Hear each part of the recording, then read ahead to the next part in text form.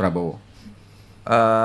Pertama tentu kita terima kasih dan memberikan apresiasi yang tinggi kepada Pak Presiden ya, karena bisa cepat mengambil alih masalah itu dan kemudian bisa menyelesaikan dengan cepat juga persoalan itu.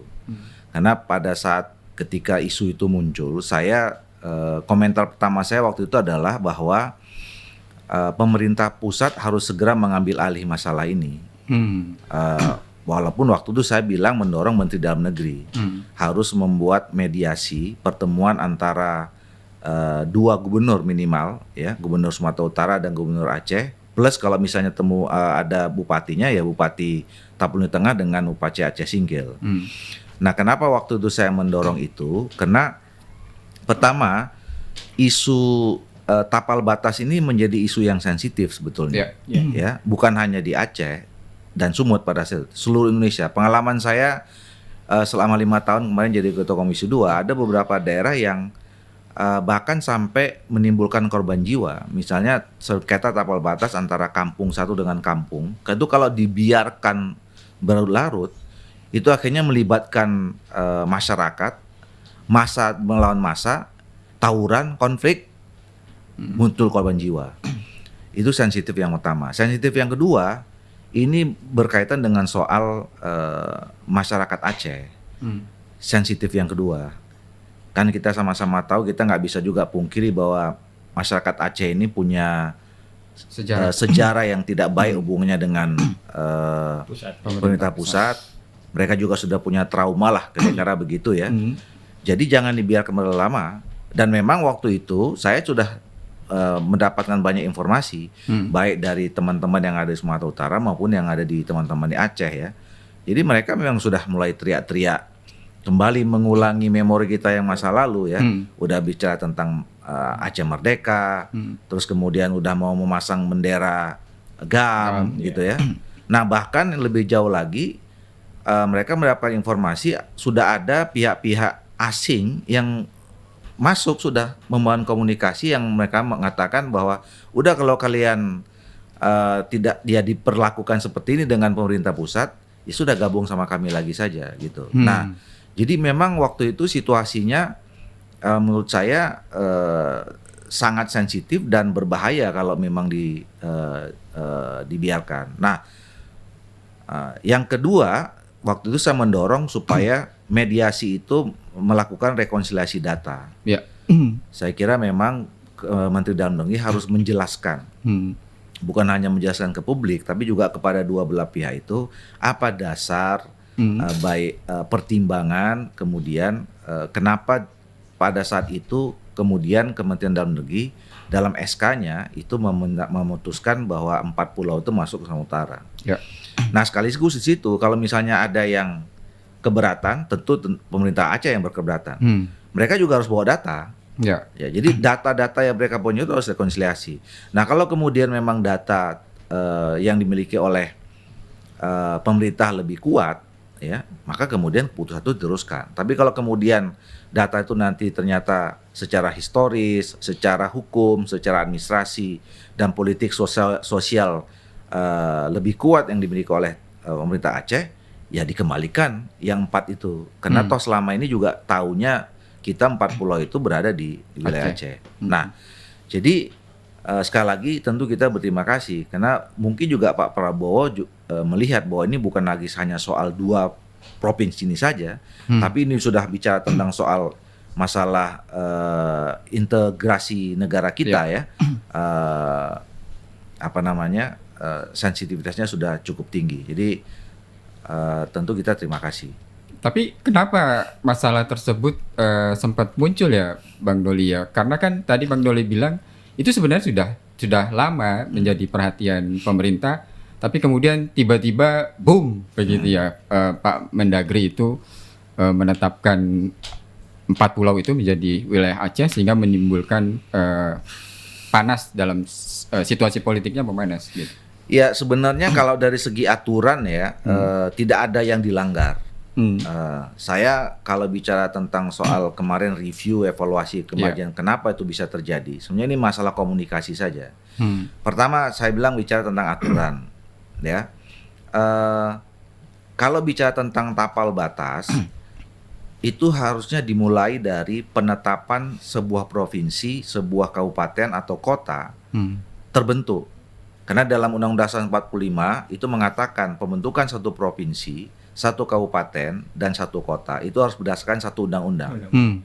Nah, memang selama ini ada beberapa provinsi dan kabupaten kota, bukan beberapa, sebagian besar malah pada saat itu mereka tuh dibentuk oleh satu atau beberapa provinsi dibentuk oleh satu undang-undang.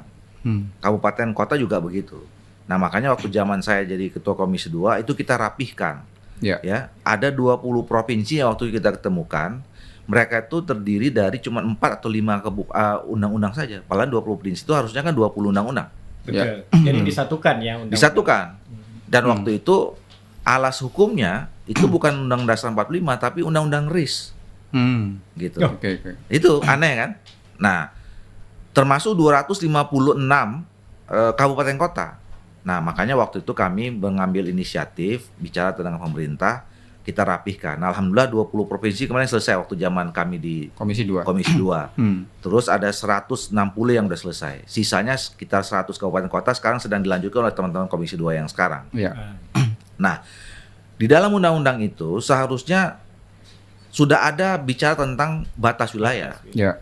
Nah, cuma problemnya dari dulu memang tidak detail. Harusnya bicara tentang titik koordinat. Koordinat, betul ya. Nah, itu tidak ada. Nah, makanya kemudian ada undang-undang yang lain mengatakan urusan perbatasan ini juga bisa melalui penerbitan peraturan Menteri Dalam Negeri. Jadi peraturan Menteri Dalam Negeri, bukan SK Menteri Dalam Negeri. Gitu. Karena yang diakui dalam untuk soal tapal batas ini adalah peraturan Menteri Dalam Negeri. Nah, lantas pertanyaannya, loh, kemarin yang dikeluarkan itu oleh Menteri Dalam Negeri itu apa? Itu adalah SK Menteri Dalam Negeri tentang pemutakhiran kode wilayah administrasi pemerintahan dan pulau. Ya memang setiap tahun harus diupdate. Nah, isinya itu seluruh Indonesia dari Sabang sampai Merauke, kemudian dari Mangnyes sampai Miangas sampai Pulau Rote. Itu ada 4.000 halaman, Pak Amir. SK itu lampirnya 4.000 halaman.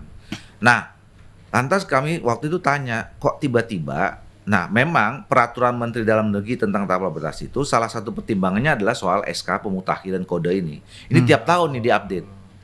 Jadi tentang apa namanya pemutakhiran rupa bumi istilah umumnya kan. Nah, lantas pertanyaannya, loh kok tiba-tiba dalam SK yang ini 4 pulau itu geser? Gitu.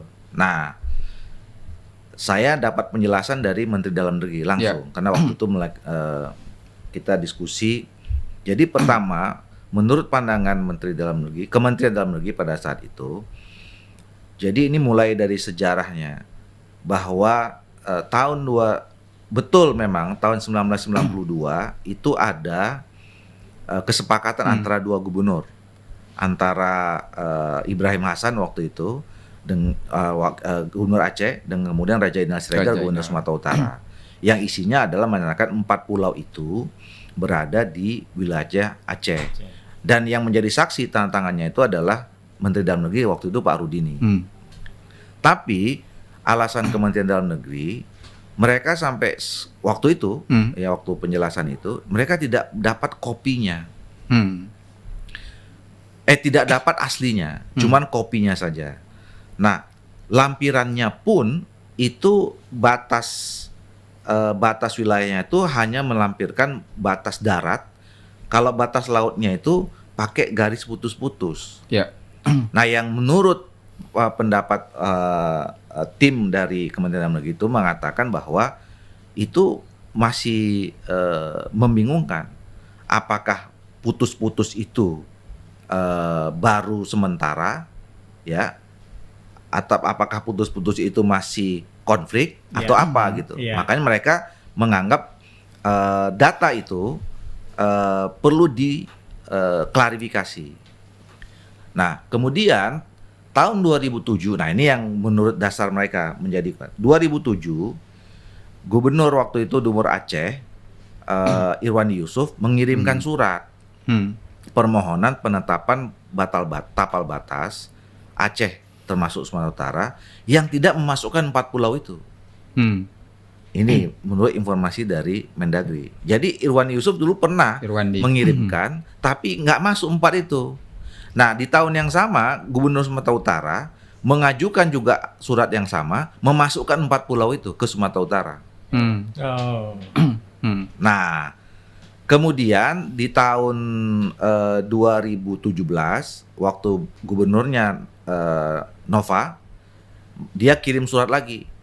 Surat yang sama, tapi mengklarifikasi surat Irwan Yusuf yang pertama. Dia masukkan lagi yang 4 pulau itu. Ke Aceh. Ke Aceh, gitu.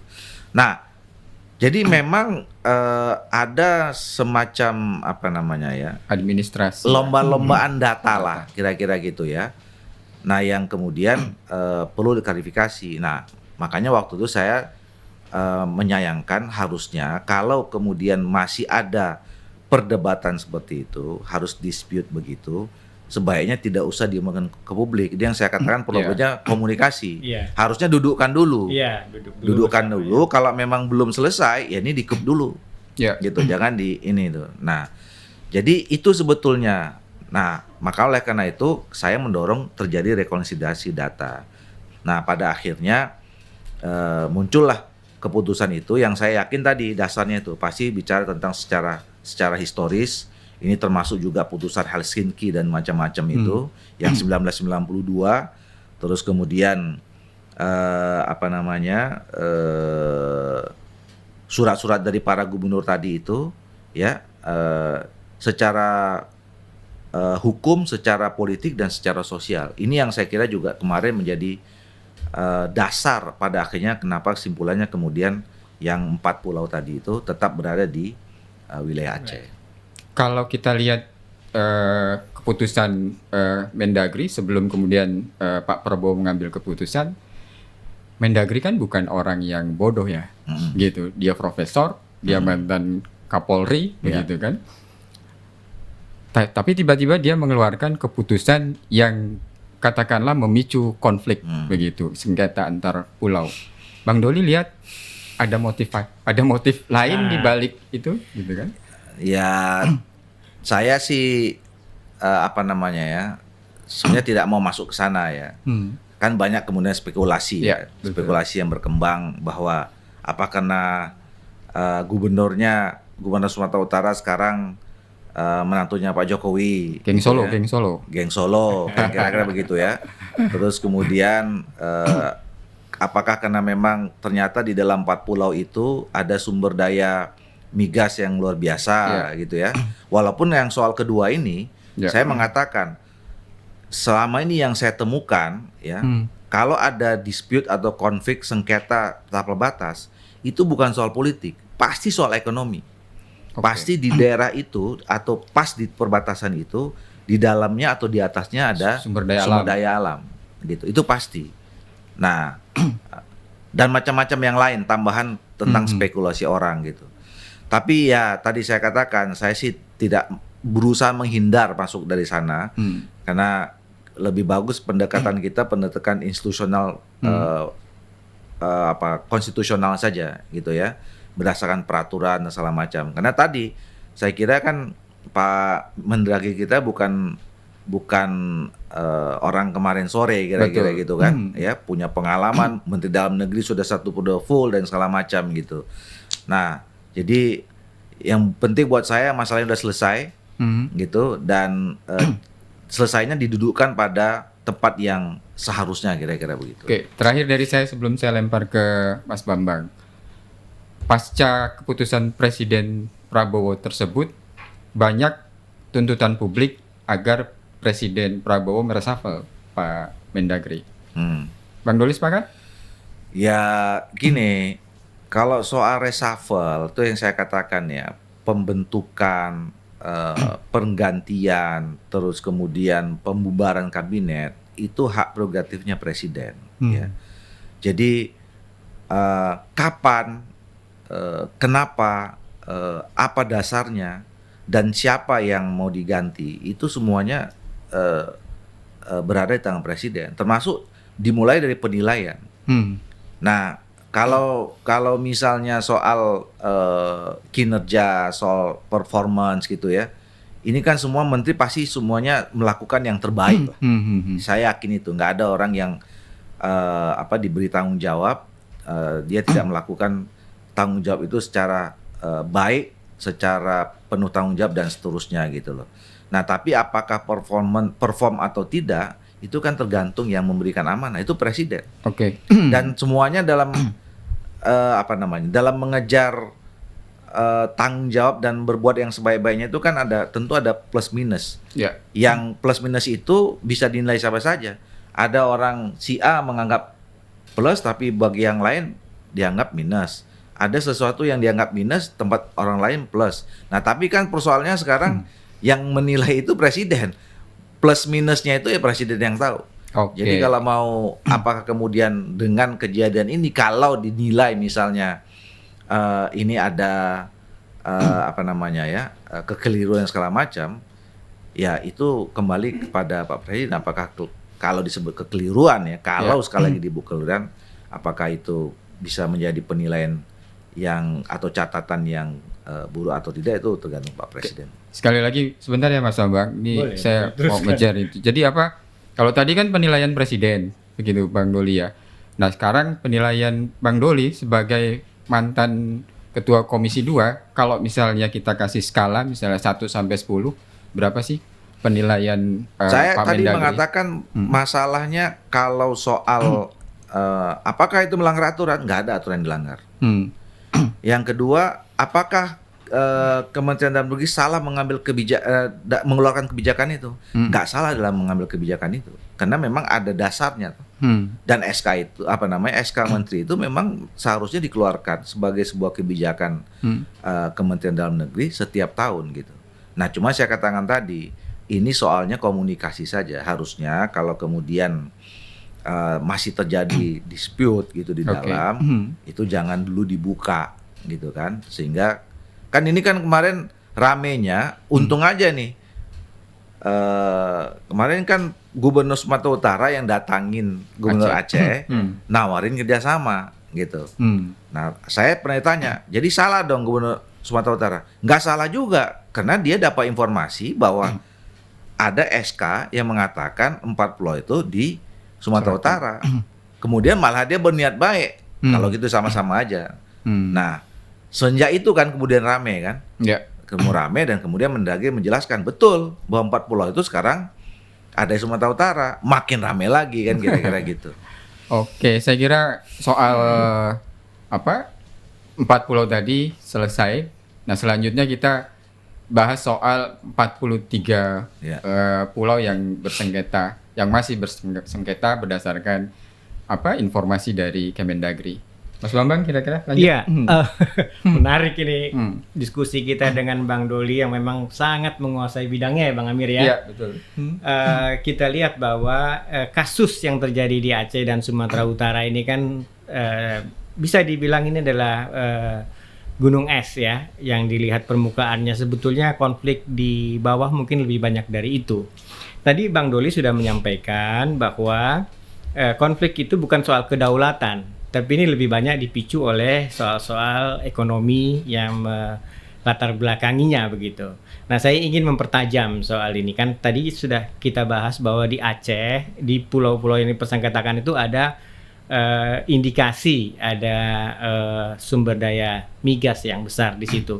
Nah, kalau lihat potensi yang lain, bagaimana Bang Doli melihat perebutan sumber daya antar daerah ini semakin bisa memicu dan mengeraskan konflik antar wilayah? Sebenarnya nggak perlu terjadi kalau kita segera punya komitmen untuk menyelesaikannya. Makanya saya mendorong sebetulnya dengan selesainya masalah 4 pulau antara Aceh dengan Sumatera Utara ini seharusnya dijadikan momentum oleh pemerintah pusat, khususnya di Kementerian Dalam Negeri, untuk menyelesaikan semua persoalan sengketa tapal batas di semua tingkatan, provinsi dengan provinsi, kabupaten dengan kabupaten, dengan kota, sampai ke tingkat kampung gitu loh. Nah, dan model penyelesaiannya saya kira juga bisa dicontoh dengan rekonsiliasi tadi itu. mempertemukan pihak-pihak yang terkait, dibuka datanya, sehingga memang, dan tidak boleh lagi ada sekarang apa namanya ya, ada vested interest siapapun di antara yang terlibat dalam proses rekonsiliasi data tadi itu, ya. Karena begitu ada, pasti itu jadi soal itu, nggak selesai pasti masalahnya gitu. Nah, jadi apa namanya, masih banyak lagi yang lain sebenarnya. Betul, saya kira ini semacam simptom ya, artinya gejala gunung es yang 4 pulau itu. Jadi sebetulnya kita bersyukur juga, blessing itu ada 4 pulau. Nah, isunya juga macam berbeda-beda. Jadi sengketa itu ya, pertama sengketa antar satu daerah dengan yang lain di darat, gitu. Yang kedua adalah di pulau. Itu kan, ini kan persoalannya kan begitu. Yeah. Jadi kemarin seolah-olah batas darat antara Sumatera Utara sama Aceh itu udah selesai, tapi begitu ditarik ke laut gitu. Ini yang disebut. Kalau ada juga kemarin yang pandangan kalau ditarik ke laut itu memang sebagian besar masuknya ke Sumatera Utara. Ya. Gitu loh. Nah, tapi kan ternyata ada apa namanya, data-data lain, ada catatan-catatan sejarah lain yang memang itu kemudian masuk ke Aceh gitu. Nah, sekarang yang menariknya, dan sebenarnya ini isu lama juga, muncul lagi nih soal keberadaan pulau itu pulau punya siapa, gitu. Ini menurut saya nanti akan jadi satu rangkaian harusnya, ya kan? Kan tiba-tiba kemarin ada situs luar negeri yang kemudian mengeluarkan penawaran terhadap pulau-pulau yang ada di Indonesia gitu ya. Nah, saya waktu itu diwawancarai juga. Sebenarnya ini isu-isu lama. Iya, isu lama betul. Ya, bukan isu baru. Ya, ini sekarang begitu ada kasus Aceh Sumut ini kebuka semua. Itu yang saya bilang tadi blessing. Iya. Ya. Jadi, nah ini saatnya juga saya katakan sama pemerintah, mumpung semua orang lagi aware gitu ya. Ya udah kita selesaikan lah. Supaya besok-besok kita nggak punya lagi masalah soal ini ya.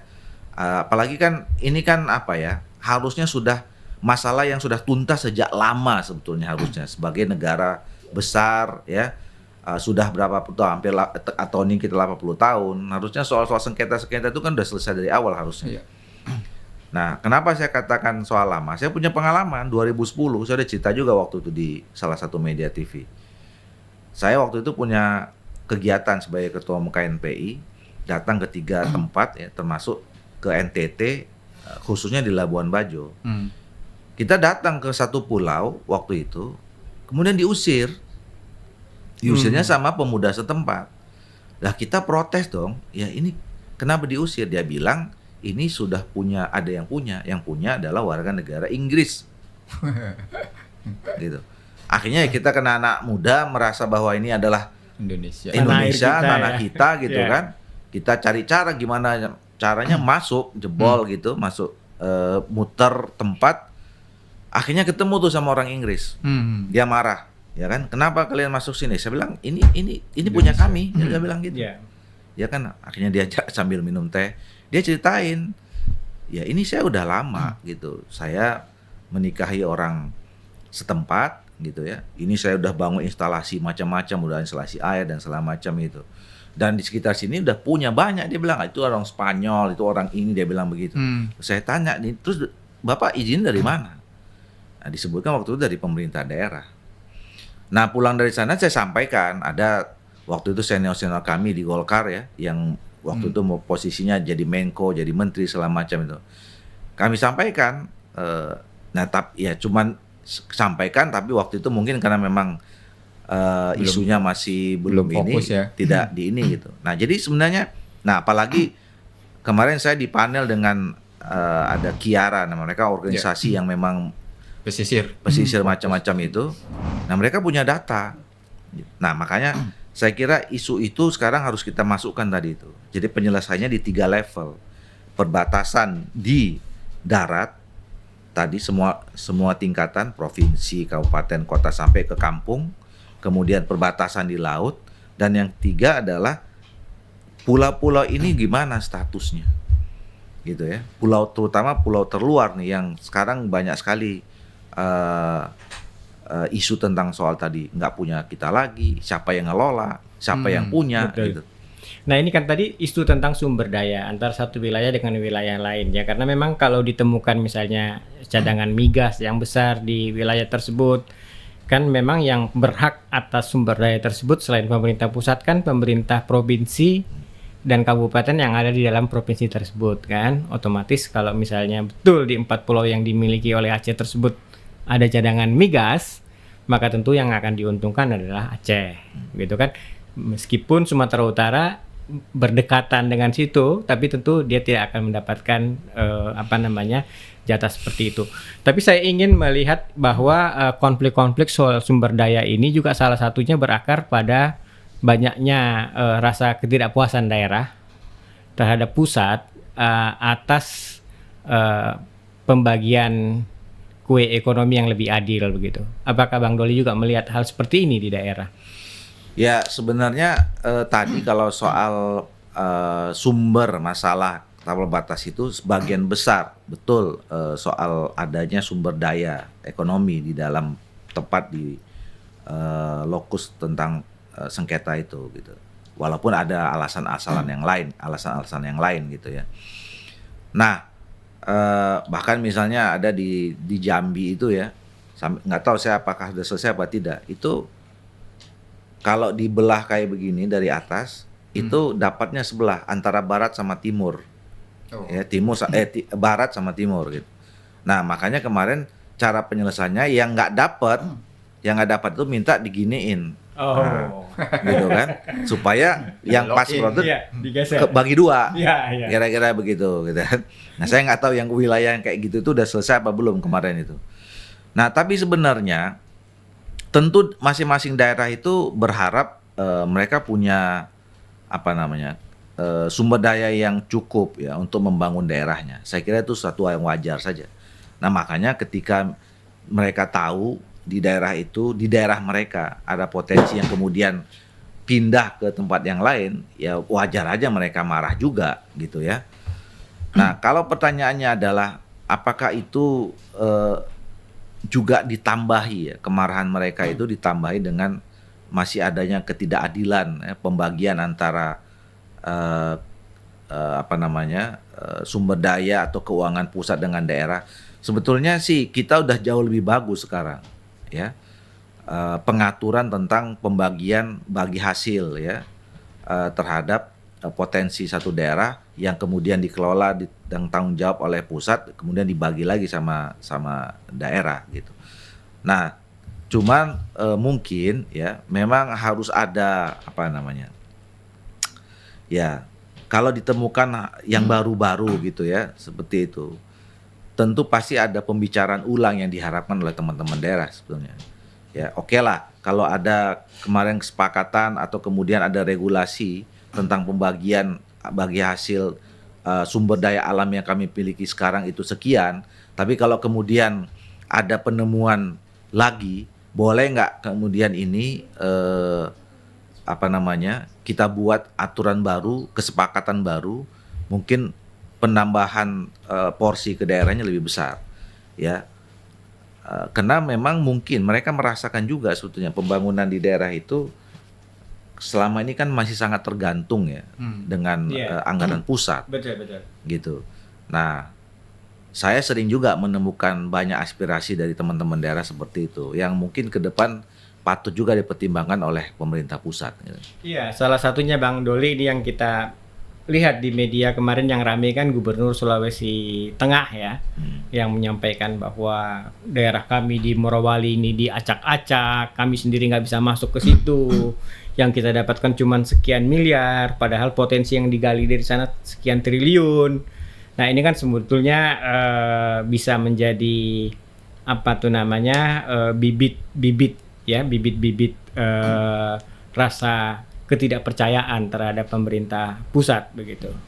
Bagaimana Bang Doli melihatnya? Ya itu tadi yang saya katakan, itu kan banyak tadi aspirasi yang juga sampai saat ini menuntut ya mereka, karena kan gini kayak Sulawesi Tengah tadi misalnya kan, itu kan dulu pada saat mungkin regulasi tentang pembagian itu dibuat ya kan, potensi yang sekarang ada kan belum kelihatan waktu itu. Bisa jadi kan begitu.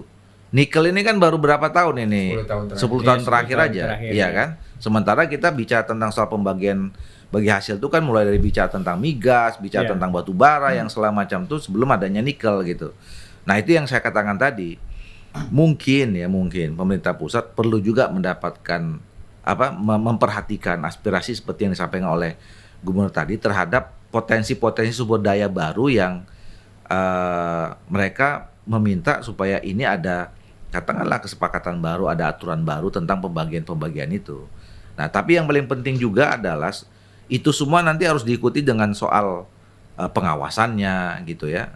Karena kita juga punya pengalaman dulu waktu dana otsus, ya, dana otsus Papua dan Aceh. Ya. Tapi yang baru pertama kita evaluasi kan dana otsus Papua. Ini insya Allah nanti bentar lagi tahun depan kita harus sudah selesaikan tuh soal otsus Aceh gitu. Nah, waktu itu kebetulan saya juga jadi terlibat di dalam penyusunan undang-undang itu. Itu kan kabupaten kotanya juga waktu itu berteriak juga dalam tanda petik, ya kan? Pembagian. Seolah-olah dana otsus itu jumlahnya besar triliunan, tapi mereka merasa nggak sampai, Iya, betul. gitu loh. Nah, lag-nya di mana?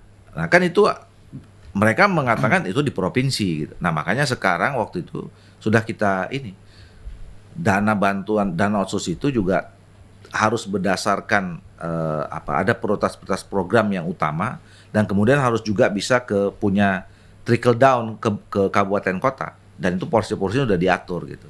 Nah, ini yang tadi saya katakan, kalaupun kemudian pemerintah pusat merespon daerah-daerah yang seperti tadi itu juga harus diikuti dengan sistem mekanisme pembagian yang proporsional, yang adil sampai ke tingkat kabupaten dan tingkat pengawasannya, kira-kira begitu. Makasih Bang Doli. Minum dulu Bang. Ya, Ini silakan. Silakan minum dulu. Semakin Silakan. kita ya, semakin meningkat ininya. Bang Doli mau minum kopi atau Udah, cukup. cukup air putih? Ya. Oke, Mas Bambang. Bang Amir gimana? Iya, semakin menarik saya kira soal tadi sengketa batas wilayah. Nah, sebenarnya Bang Doli, soal sengketa batas wilayah ini sudah diatur belum sih dalam satu kerangka undang-undang? Sepengetahuan saya kan juga ada undang-undang wilayah pesisir dan kepulauan. Nah, saya juga nggak tahu ada undang-undang apa lagi. Apakah sudah diatur dalam kerangka regulasi undang-undang gitu? Nah, itu yang tadi saya katakan, sebetulnya di awal tadi di runut harusnya sudah bisa selesai di saat terbitnya undang-undang masing-masing wilayah. Undang-undang provinsi, undang-undang kabupaten, urusan undang-undang kota. Harusnya selesai gitu. Nah, cuman kan sayangnya itu tidak detail, masih secara umum gitu. Nah, ada undang-undang lain misalnya undang-undang tentang kewilayahan ya. Terus kemudian ada undang-undang tentang pemerintahan daerah gitu. Nah, itu juga sebetulnya tidak spesifik bicara tentang soal pembatasan. Nah, ini yang nanti mungkin saya juga belum berani mengatakan apakah memang kita perlu ada undang-undang atau regulasi khusus yang berkaitan dengan ini gitu ya. Makanya yang penting adalah komitmen kita dulu nih, komitmen untuk menyelesaikan semua masalah tapal batas. Nah, baru kemudian nanti termasuk tadi kan ada 43 yang sengketa, terus tiba-tiba kemarin misalnya di Jawa Timur antara Trenggalek dengan Tulung Agung ditarik ke provinsi, ya kan gitu-gitu kan. Itu kan masalah.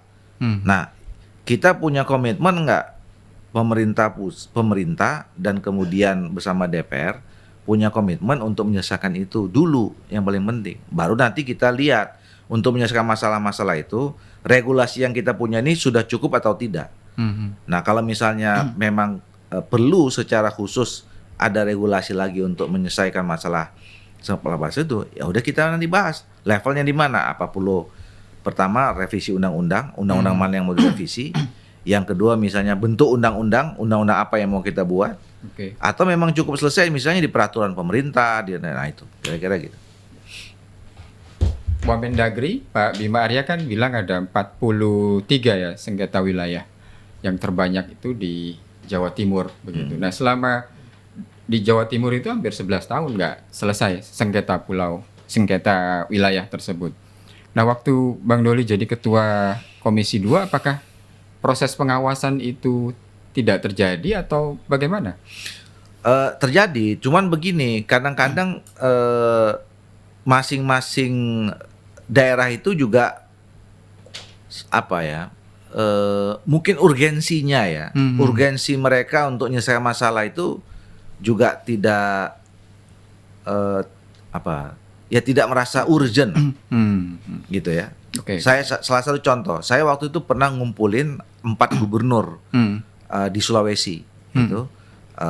Gubernur Sulawesi Utara, terus kemudian Gubernur Sulawesi Tenggara, Sulawesi Tengah, Selatan, dan Sulbar. Sulbar apa Gorontalo saya lupa ya. Nah, itu menyelesaikan masalah soal itu juga. Oke. Nah, salah satu yang paling famous gitu ya, masalah di Sulawesi itu Pulau Kawi-Kawian Ya, namanya. kawi-kawian. Ya, kalau saya lupa namanya 2, Kawi-Kawian dan Kabi-Kabian.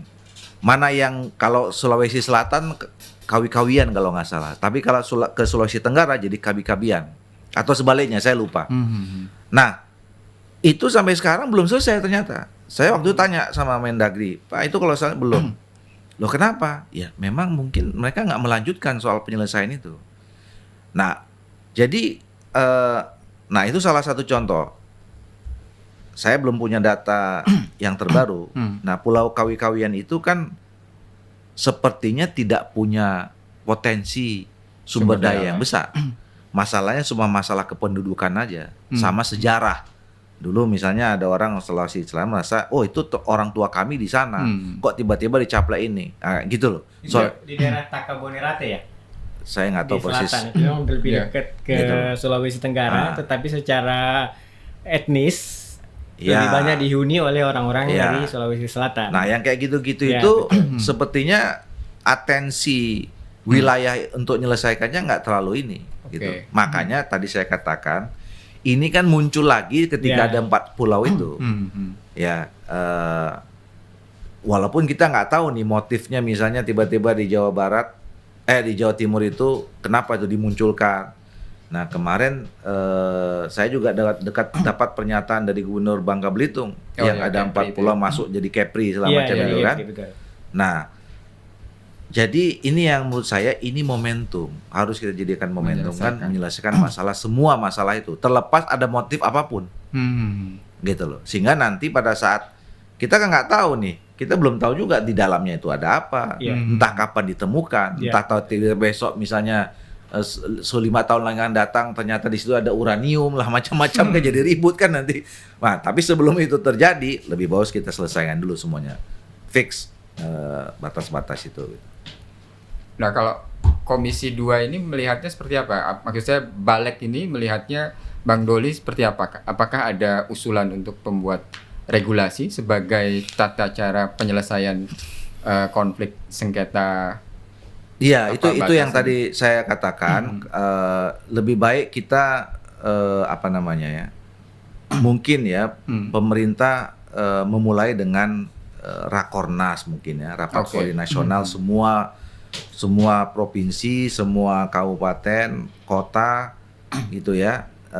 Masing-masing kabupaten kota juga membawa atau membuat rapat koordinasi di tingkat daerahnya sampai ke tingkat kampung dan desa ya. Kita inventarisir dulu lah semua apa sih masalah-masalah tapal batas Wilayah. darat, laut, dan kemudian tadi masalah pulau-pulau itu. Nah, sehingga kita punya map ya, punya peta. Oh, ternyata masalah sengketa ini yang sudah selesai berapa persen ya, ini berapa persen gitu. Nah, sekaligus juga begini. Kemarin juga waktu saya di Komisi 2 itu mendapatkan. Jadi tapal batas antara satu desa dengan desa yang lain. Iya. Itu pun baru selesai Iya. 2%. Seluruh Indonesia yang betul-betul selesai ada tapal batasnya kelihatan Iya. gitu ya. Itu baru 2%. Nah, apa masalahnya? Ternyata anggaran.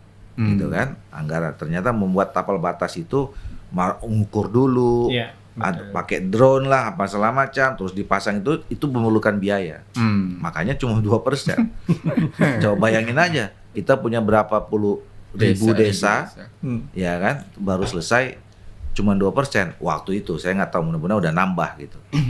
Nah, baru nanti setelah itu kita cari cara penyelesaiannya. Apakah regulasi yang sekarang sudah cukup, ya kan? Kalau belum cukup, apakah kita mau merevisi regulasinya? Lantas regulasi mana yang mau di undang-undang atau peraturan pemerintah atau apa? Nah, atau kalau memang belum ada, ya kita buat regulasi baru.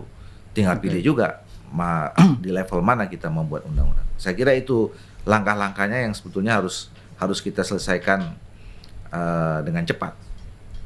Komitmen dari Kemendagri sendiri melihat penyelesaian ini, Bang Nah, Doli, besok seperti apa? kami saya lupa kalau nggak hari Selasa, hari Rabu, Komisi 2 kemarin kami udah rapat internal.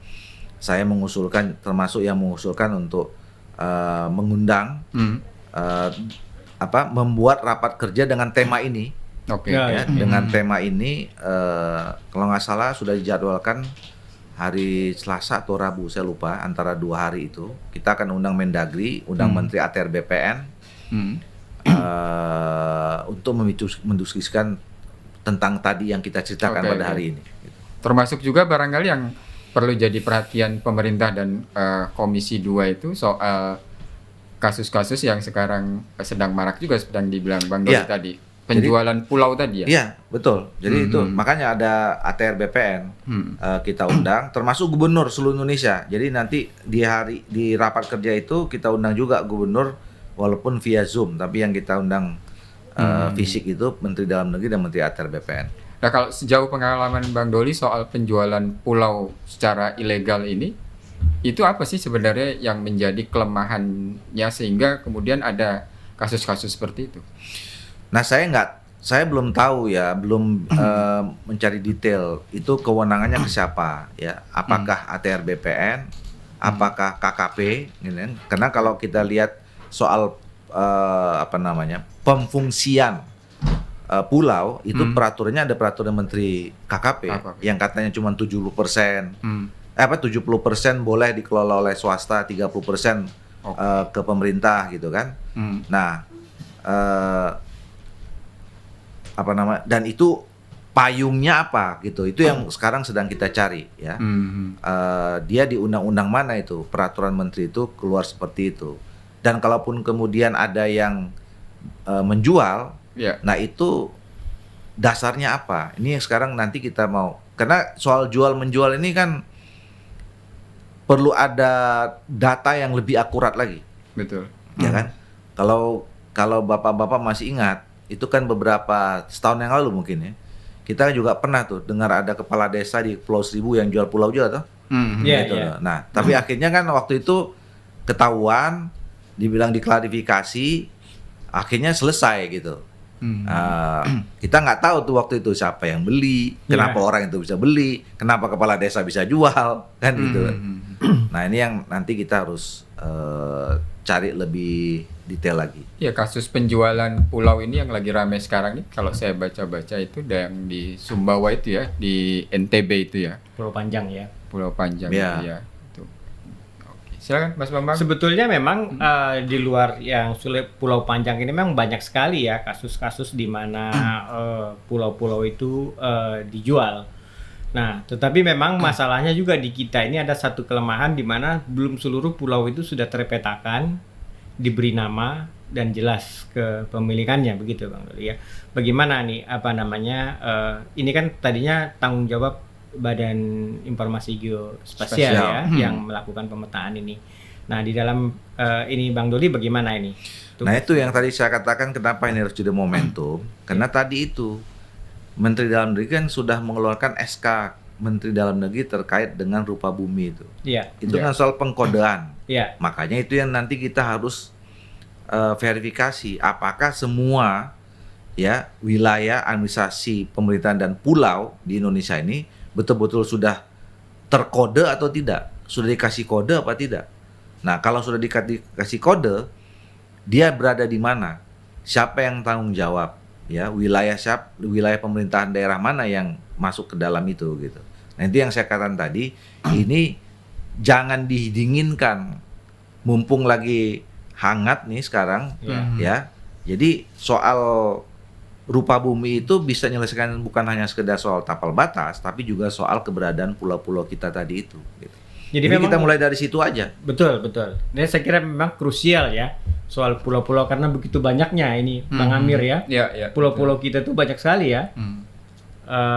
Karena bisa dari sisi pertahanan keamanan juga kan menjadi isu Iya. serius itu. Betul. Ya. Betul. Kalau misalnya semua pulau-pulau kita ini kita nggak tahu, ya berada di mana, terus kemudian juga ternyata sudah ada infiltrasi misalnya entah Betul, di mana, kan ya. kita kan bahaya juga. Iya. Nah bahkan sebetulnya nanti kayak kemarin kejadian si Padang Ligitan itu, Iya. Iya. tiba-tiba bisa hilang, kan Iya. itu bahaya juga.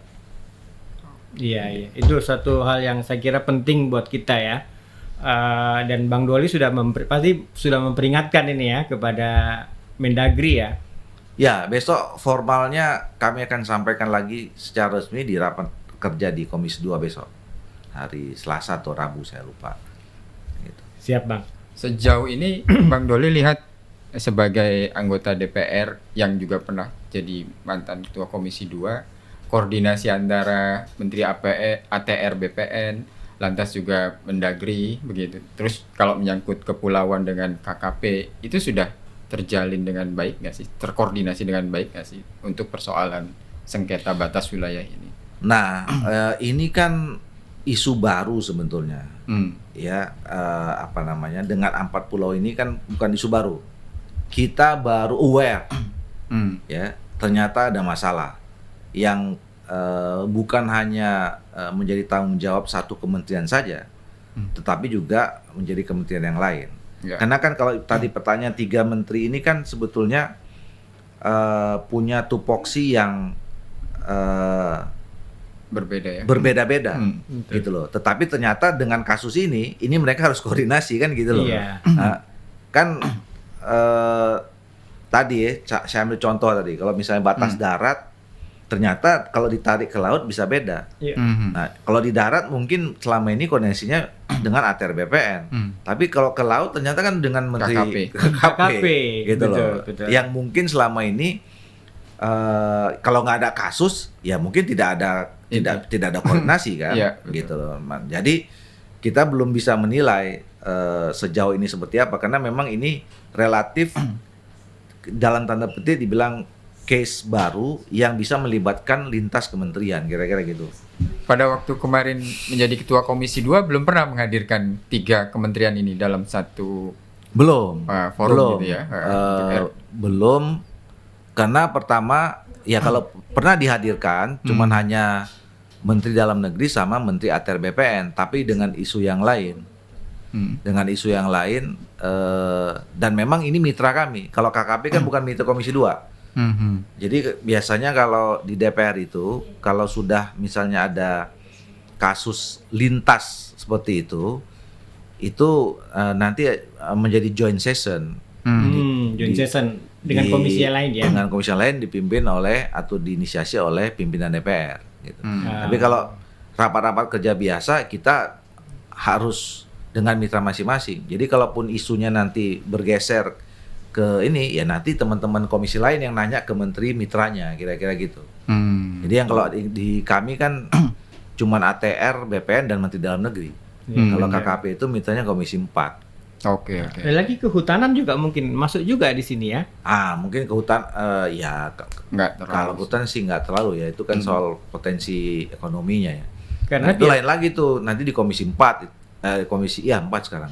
Karena banyak daerah-daerah pulau itu masuk dalam wilayah Taman Nasional. Nah, Taman Nasional itu di bawah Kementerian Kehutanan. Gitu. Jadi Ya, seperti Pulau tapi Seribu. sebenarnya di ATR BPN dia punya data lengkap juga itu mana yang menjadi nasional. Cuman pengelolaannya selama macam mungkin tanggung jawab kehutanan. Kalau ATR BPN tuh punya tahu dia punya peta tuh mana yang Taman Nasional, mana yang HGU, mana yang HTI, mana yang HPL gitu. Saya ingat juga kan Bang Doli itu kan juga pansus yang pemekaran wilayah Papua ya. Ya, Provinsi Papua 4 4 provinsi baru ya. Provinsi Papua. Nah itu juga saya kira untuk batas wilayah antara Papua Tengah misalnya dengan Papua Pegunungan gitu, itu kan juga barangkali masih belum rampung tuh ya. Enggak. Jadi Nah, kayak- waktu enggak. itu memang kami sudah mengantisipasi, udah detail. Oh, sudah gitu. detail. Jadi undang-undang yang baru termasuk yang kemarin yang kita selesaikan itu sudah kami pesankan betul kepada pemerintah supaya detail. Oke. Jadi sudah ada titik-titik koordinatnya sudah ada tuh. Kalau yang baru-baru itu, sehingga kena tadi itu kena pengalaman ada daerah-daerah lama yang ternyata sampai kemarin itu sebelum kami buat undang-undang bermasalah soal tapal batasnya. Makanya pada saat kami menyelesaikan 4 provinsi baru itu, insya Allah clear kalau soal tapal Batas wilayah, ya. wilayahnya. Oke. Nah, dari apa yang disebutkan sama Wamendagri mengenai 4 sengketa batas wilayah yang masih jadi PR begitu, Bang Doli melihat nggak ada potensi sengketa yang saya kira dia sesensitif antara Aceh dengan Sumut?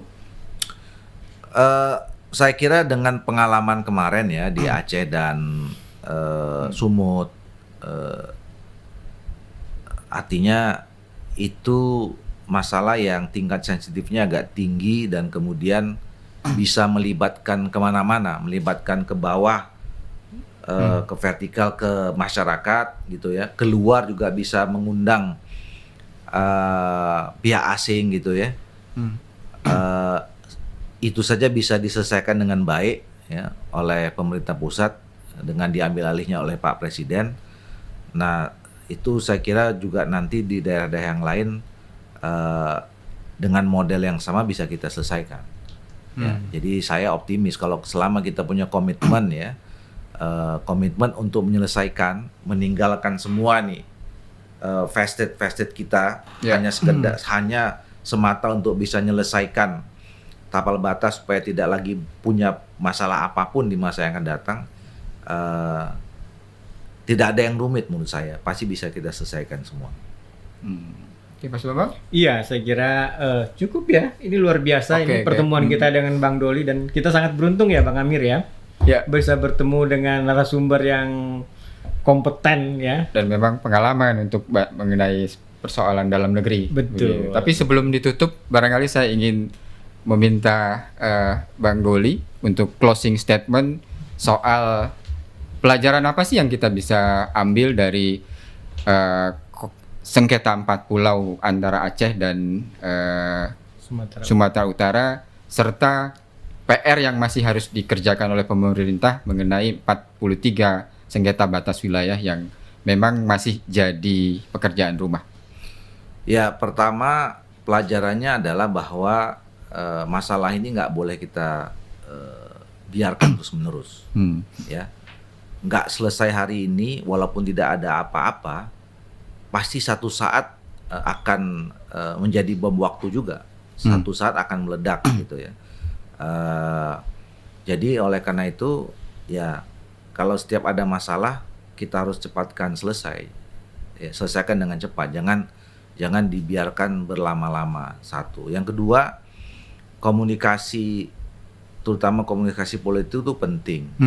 Karena ini